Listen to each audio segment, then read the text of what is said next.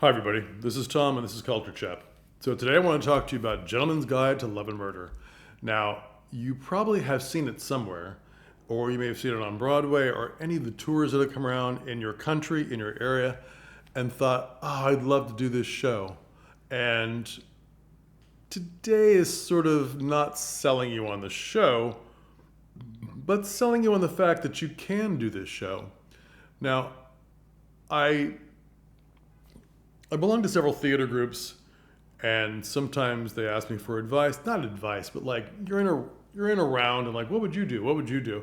You know, suggesting stuff to friends that you know have talented actors and talented designers, and oh, you should try this. And I've just been experiencing a lot of pushback about Gentleman's Guide, which I understand their reasons, but when you're really theater, you can think of ways around the things that are preventing you from doing such a good piece.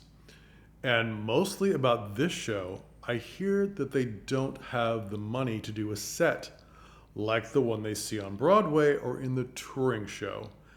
And I think that's short-sighted. Here's the thing. I know the set designer from the original. I know the director from the original. Darko Trejnek, and the set designer Alexander Dodge. And though they had a big budget, they did simplify things to make it more comedic, to bring a level of sort of falseness, of cartoonishness to the piece. Really, what you need is a good painter and, lumber to make a big proscenium. It all happens there. You don't need a lot of the other furniture and props and so forth that they use when you see the larger original version. You can get away with no dining table, with a lot of it. There's a lot of key things you do need, which is props in the background and flats that roll in and roll out. So let's take the skating scene. Well, they don't have ice skates on, so there goes that. They're just,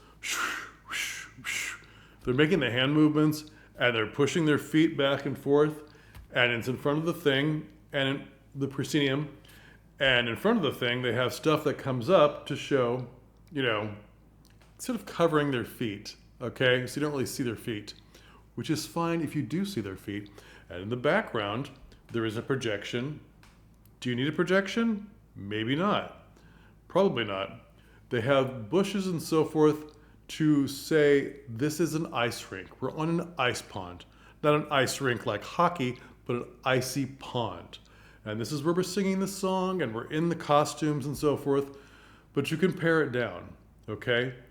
You can pare down the costumes even to maybe they're not putting on winter coats. Maybe it's the a cute hat that is an ice skating winter hat for her, and she has a muff, and maybe he just has a scarf on and a hat, and that's all he has on, rather than a full costume change.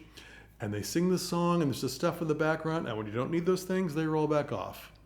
That's flats that are painted by your brilliant scenic artist, okay? Pare it down. We know what's going on. There's going to be a lot of locales. There's going to be a lot of costumes, and it's okay to have it a little more cartoonish as far as like flats against flats that are giving you some depth. We know what's going on. We like the costumes, we like the singing, we like the acting. And, the other essential thing is Yes, I Will Marry You song, which just needs a door to roll on with one woman who wants to marry him on one side and the other woman who wants to marry him on the other side. And he's back and forth, and you need a strong door jam because the door keeps slamming. These are the essential things. And as you go through the script or you watch something, not that I'm telling you to watch a bootleg video, but you can watch a lot of the numbers, the songs online, legally, and see how you can do it. Now, there are bootleg videos out there, but again, I'm not telling you to look at those. So the the point I'm trying to make is that there's always ways to do these shows that you think are big budget shows, and this show just sells tickets right, left, and center. Um, People love it, and I have seen community theaters do it, equity theaters do it, union theaters do it, and they're all slightly different. And I see what they're spending their money on: the orchestra, the costumes, the actors, and usually a very good set painter. This will sell your piece. It really will. There's no reason for you not to do it. It will work. Okay? There are too many people that have decided that these big budget things they see, oh, that's not for us. I think they almost shut off their brain immediately when they see the images in front of them, like, well, of course it's like that. I myself, not to pat myself on the back, I believe, this is rumor, I believe I was the first person to do Little Women the musical in a studio theater, and we did it as a chamber musical. So that means that the musicians, the big band in Little Women, I had three pieces: piano, violin, and cello. It worked extremely well. And I kept them on stage right next to the actors. And it was in a studio theater. There are ways to think around these things that'll work for you. I would even recommend doing, if you have to, or if you'd like to rise to the challenge, doing Gentleman's Guide in a studio theater and see how that goes. Okay?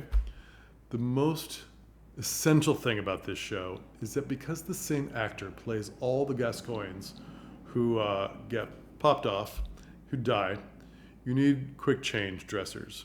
And a lot of theaters I see these days are skimping on dressers and wardrobe, which you just can't do in this show. It's essential you have good dressers who know how to do quick changes and rehearsals for this ambitious soul who chooses to do that part, who plays all those characters. And again, you don't have to do it exactly like the Broadway show. Think of the quickest way to change characters. He doesn't need additional makeup. He doesn't need, he needs wigs and hats and costumes and then a different, body type, a different, movement of body for each character. And that sells it. Those characters never last long. They get bumped off. And that's part of the fun of the piece. Okay? But they need to be excellent, excellent dressers. And you need to spend money on that. Because you can't just have casual dressers that you've used for years who've never done a quick change. This is especially important. Look at this piece. See if it's for you. I also, in these little discussions and online, everybody seems to sell tickets with this show. It just works. So see if it's for you. There'll be some links in the description, and I hope you choose it. It's really funny and really fun. All right, we'll talk again. Thanks.